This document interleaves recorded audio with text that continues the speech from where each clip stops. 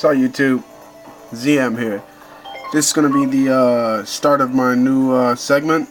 It's called Understanding and Adapting to the Meta. Basically what I'm going to do is I'm going to go over the meta game of the TCG and OCG. I'm going to let you know what's up, what's going on, what decks are winning, how YCS went, tips for dueling other decks, how they work, their strengths, weaknesses, everything, you know. Try to give the viewers something a little more so they could enjoy my channel some more. Welcome to the first episode. This one's basically going to be about past, present, and future of the meta. Right now, 2010. First, let's talk about the past. The last format resulted in what we call the current top 5 decks dominating. Well, the top 4 dominating, which were Black Wings, of course, Plant Warrior, Infernity, and X-Sabers. Last format, however, we had a devastating Frog deck. I'm sorry about this glare here, this substitute. We had a devastating Frog FTK. We have Froggy Monarchs. We had a lot of Frog variants. Frog OTK. So many ways you can play Frogs, and this little bad boy right here was at the heart of it. Substitute. There's a reason why this card is banned, people. It's ridiculously overpowered. Make a Frog FTK deck. Like, look them up. They should still have like the decks out there on the internet, and make it and duel with it, and you will see just how devastating this deck was. Another card that dominated last format, that was, you know, an all-star in many decks, was Rescue Cat. It sped up X-Sabers, helped them with a double X-Saber Dark Soul combo, giving them double search. It also helped them get double Air Bellums for devastating hand destruction, or synchroing Air Bellum and Dark Soul for Hyunlei. It's ridiculous. It also helped GBs. It sped them up a great deal. It also allowed them to use X-Saber Air Bellum for combos. This little bad boy had to get hit. He was way too good, especially with Duelist Revolution like right around the corner, and so much beast support. If Rescue Cat were to ever come back, all those cards that you guys have gotten in Duelist Revolution will come in so handy. But that's if. That's a big if. The past format was dominated by X-Sabers, Infernity, and Frogs. If you didn't run one of those decks, you probably weren't going to top. Unless, of course, you ran like a super good Blackwing deck or something. Which, by the way, got hit and is still very good this format. Let's talk about the present now.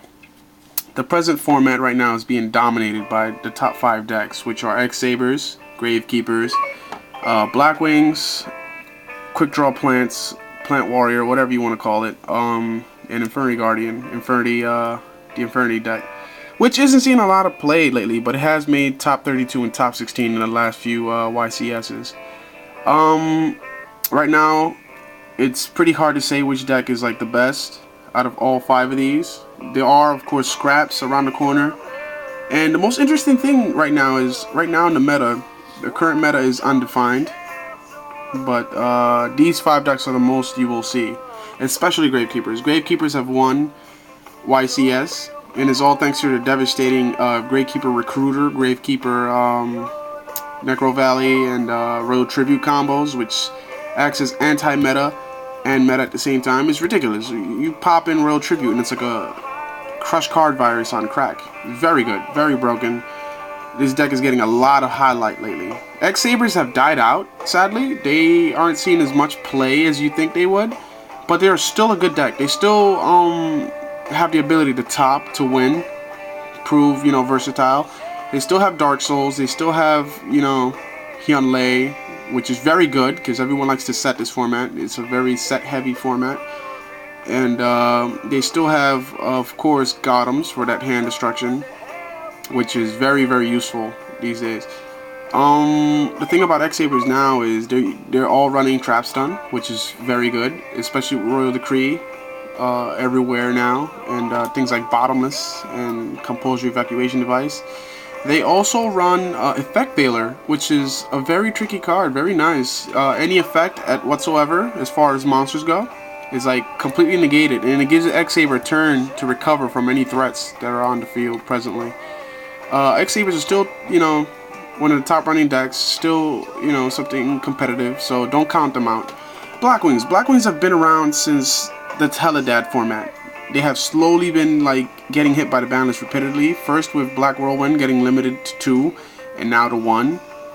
And then with Gale the Whirlwind getting limited from 3 to 1, which was a very big hard blow at the beginning. But double Black Whirlwind saved them from that. And even now, with 1 Whirlwind, is still a very, very big competitive deck. They still run, you know, Icarus Attack for field control. They still run, you know, Whirlwind. They still swarm with Board of Spear. They still summon Armor Master. They still run Vayu. It's still very good. The thing now is Delta Crow is a must-have in the deck. You gotta run Delta Crow because that's like basically your free out of any back row. Very good. Quick Draw Plants or Plant Warrior, whatever you want to call it. This deck is like so crazy. It just instant synchro so quickly. I would say it's faster than X-Sabers and just a tad bit faster than Blackwings. The thing about the deck is though, it loves to run Shooting Star Dragon and Glow Up Bulb and Titanial and, you know, the basic plant format. The ones that don't run plants usually run Synchron Explorer, bring back Quick Draw, go for an instant level 7 like Nitro. A lot of the times you'll see Drill Warrior on the field running away. We call him Bitch Warrior now. The deck is very competitive, very good. It's one of the few decks you will see the most of other than Gravekeepers. And it's a force to be reckoned with. Last on the current meta, top popular is Infernity. Infernity isn't seeing much play recently. Launcher was devastatingly broken down to his knees, being brought to 1, so it slowed the deck down greatly. And it's pretty hard to say like where it's gonna go now, where Infernity is gonna go. I am an Infernity player, so I guess I'll do a documentary about this deck first, as far as updating to the meta goes. Right now they revolve around the 100 Eyes Dragon loop, which is summoning 100 Eyes Dragon, removing Mirage from the graveyard, and looping over to get all the barriers and Infernity launchers you need, which is very good. It's very, very crazy. Right now, these are the top 5 decks you will be seeing played the most. The thing about this format, however, is it is an open format, meaning anything can win. Anything can come out of the shadows and just say, hey, we're going to win YCS with this. Top competitor, however, is Gravekeepers. They are, I'm sorry about the glare, they are seeing the spotlight as far as top tier, as far as, you know, rank 1 decks. They are seeing the most spotlight. Blackwings is the most overplayed, along with the Quick Draw Dandy Warrior or Plant Synchro, however you want to call it, whatever. Those two are the most overplayed and most easily sided against. Definitely something you want to be prepared for. Scraps is also coming up, but it's not really seeing much play recently. It is, however, mixed with Dandy Warrior to make a very cool combo. Like, if you can, send me a deck list. I want to see how exactly it works, because it's ridiculous. Now let's talk about the future of the meta. As you know, YCS Dallas, Texas is coming up, and with it comes the release of the Ragnarok TCG set, which is devastating the OCG right now. And with it comes new 6 Samurai support. I put Yaichi here on top because he's basically going to be above all the others once he gets support. The thing about this is, however, even with new support for 6 Samurais, you don't really need the old 6 Samurai set. What you really need is Kagezuki and Kagezaki, and 3 of each with Hand of 6 Samurai, and Grandmaster at 3, and Pot of Duality? Yeah, Pot of Duality for speed, and it's just ridiculous. Right now the Japanese and the OCG are like devastating with 6 Samurais, and they're only running at least 13 to 14 monsters. They're not using the old set of 6 Samurais, which is crazy. They are magic heavy, so they love to use, of course, Gateway of the 6 and 6 United. Draw power and everything. It's ridiculous. The deck is like so good. Basically, my prediction is 6 Samurai will rule for a while until Banlist finally decides to crack down and hit them. And Extreme Victory will define how the format will go next. Excuse me. So So yeah, basically I'm going to go over these decks each individually. I'm going to show you the top build or the basic build, and I'm going to show you how the deck runs, its strengths, its weaknesses, how to side against it, what cards are perfect to go against these decks, and hopefully I hope you can enjoy my segment. And yeah, this is ZM. Peace. Let me know what you think. Leave a comment. Send me a message. I would prefer a comment, you know, but if it's something like very elaborate, a message would do.